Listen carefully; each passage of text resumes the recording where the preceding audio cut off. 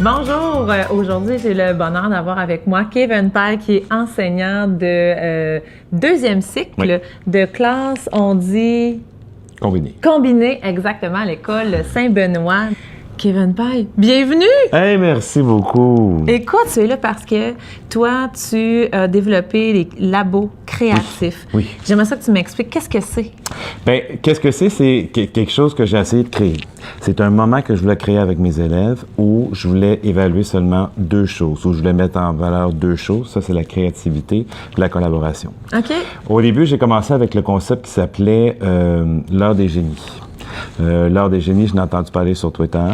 Je me suis lancé là-dedans, mais le problème que j'ai eu, c'est que dans les premières étapes, la façon que j'ai compris la littérature, tout ça, il fallait approuver le sujet, il fallait approuver l'intérêt de l'élève avant qu'il puisse poursuivre. Puis là, je me suis réalisé que je tuais la créativité, là. Parce que en tant que prof, on est un peu conditionné à voir c'est quoi l'intention, c'est quoi le but, comment tu vas faire ça.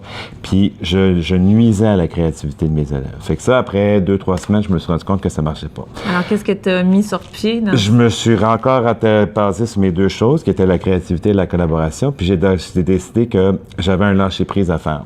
Fait que moi, je suis venu devant mes élèves, puis là, je leur ai dit, OK, on fait tous les jours, en fin de journée, à peu près 30 à 45 minutes par jour, quelque chose qu'on va trouver qui s'appelle un laboratoire créatif. OK.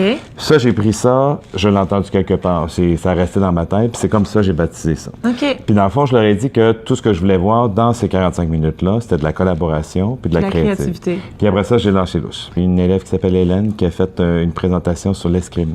Puis elle m'a fait une grosse pancarte. Puis elle est venue en classe après ça devant nous, puis elle l'a expliqué aux autres. J'ai des garçons qui ont aimé beaucoup la présentation d'Hélène. Puis eux, ils en ont fait une sur le hockey. Puis ça, c'est la collaboration. Mais là, les garçons, je pense aux autres, sont allés sur Internet chercher des images. Sont venus en avant, ils ont exprimé ça. Ça, c'est de la communication orale. Dans ces laboratoires-là, on crée, on collabore, on invente. Et j'ai été capable aussi de faire des liens entre ces deux valeurs-là et, mettons, en français. Parce que quand tu écris, il faut que tu sois créatif. Si tu es dans un texte, tu n'as pas d'idée, mais tu peux aller chercher des idées de ton voisin pour t'inspirer. Si tu es en mathématiques, tu as une démarche, tu peux collaborer avec d'autres personnes pour trouver ta démarche-là. Fait que je leur ai fait réaliser comment que la créativité et la collaboration, c'était deux qualités, deux valeurs extrêmement importantes. Qui mettent à profit dans toutes leurs apprentissages. Dans tout au long de leur parcours scolaire ou même aujourd'hui. Tout au long de leur vie. Oui, comme adulte aussi. Exactement. Ils aiment toucher, ils aiment manipuler.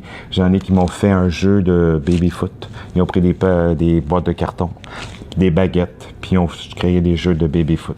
À l'école, on fait des rénovations. Bien, ils ont trouvé de la céramique, des vieilles tuiles de céramique. Mais il y en a qui ont remonté ça en haut. Le carton, à toutes les semaines, ils sont dans le bac de recyclage pour aller chercher leur matériel pour réaliser des choses. Oui, j'ai énormément de choses. J'ai une équipe qui m'a fait une assiette d'écriture. C'est 2 assiettes avec des languettes. Fait que chacune des languettes représente des choses dans la création d'une histoire, comme les personnages, l'intrigue. Et à toutes les fois que tu es en train d'écrire, tu peux utiliser ça pour aller te donner des idées.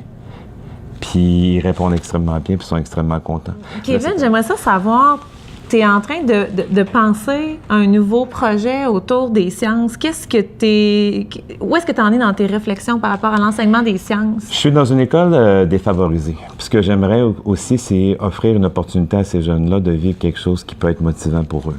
Là, je suis à ma 2e année au 2e cycle et j'ai accentué le nombre d'heures de sciences que je fais dans ma classe. Là, on a couvert toutes les notions que je voulais faire, puis là, on se dirige vers un expo sciences. Bien à ça, tu sais, dans ma classe, l'après-midi, c'est sciences, labo créatif, toujours dans l'après-midi. Fait qu'on se débarrasse des choses importantes et essentielles le matin pour penser à des choses plus créatives puis collaboratives en après-midi. Puis ils réagissent super bien, sont intéressés, sont motivés. Puis déjà, dans l'espace de 2 mois, je pense que j'ai couvert, je te dirais peut-être 8 thèmes en tout de mon programme en sciences. Fait qu'à ce rythme-là, on va aller beaucoup plus loin que ce qui est prescrit en tant que tel. Là, Kevin t'a dit, on se débarrasse des matières le matin, puis l'après-midi, on fait les labos créatifs, puis on parle de sciences. Pourquoi on dit ça encore, tu sais, on se débarrasse des matières?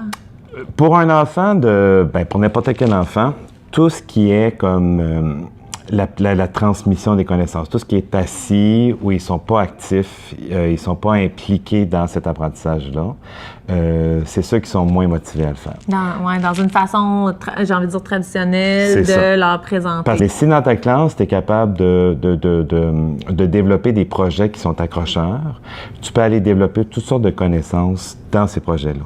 Si on est dans un laboratoire créatif, on peut faire du français, des mathématiques, parce qu'une des choses qu'on fait en laboratoire, c'est des ateliers sur Scratch.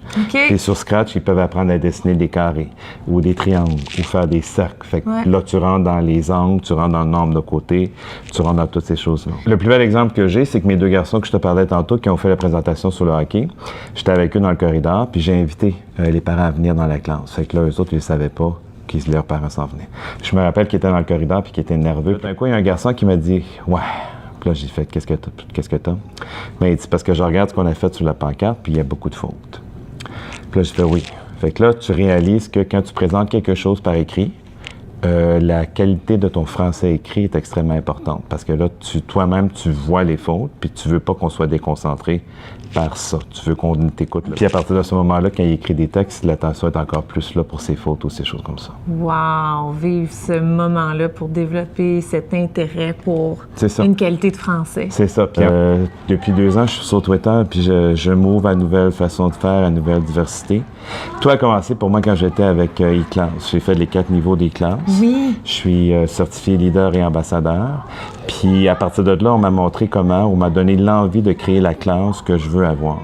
Fait qu'à un moment donné, je pense qu'en tant qu'enseignant, je me suis perdu dans toutes les normes, les évaluations, tout ce qu'il faut faire. Puis j'ai perdu la classe que j'ai toujours voulu avoir.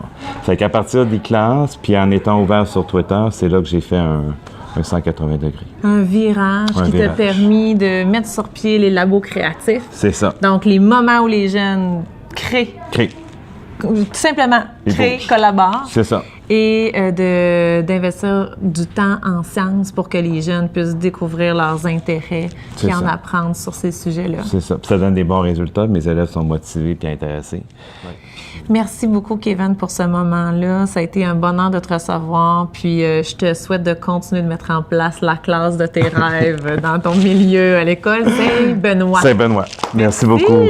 Merci.